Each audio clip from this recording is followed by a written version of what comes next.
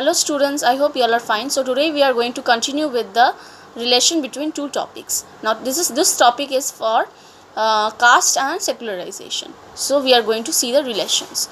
Now first point goes, belief system in traditional India, caste system operated within the religious framework. Second point, belief system of purity and pollution were centered to its practice. India has seen such formation of caste associations and caste-based political parties. They seems to press upon the states and their demands. So caste at that time was very overruling over the system. Now third point goes, such a change role of caste has been described as secularism or secularization of caste. So after the secularization of caste, the power of caste became diminished.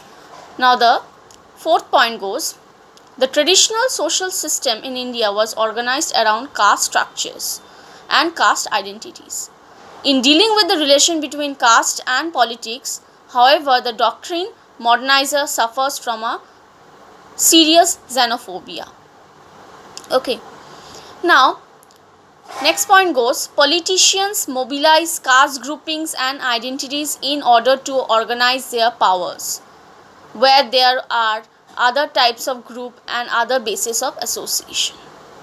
Politicians approach them as well. So caste at that time was a weapon for political parties. Okay. And as they everywhere change the form of such organization, they change the form of caste as well. So as the secularization or secularism began to grow upon caste, so the caste role or the caste system became diminished day by day with the increase of education system and modernization of people. So here we can see there is a secularization of caste, because in traditional times caste was the only key weapon at that time, where political parties made a key weapon for their vote purpose. Now due to secularization of caste, the things has been changed to some extent. So I hope you have gathered some relation between them from this video. So thank you students.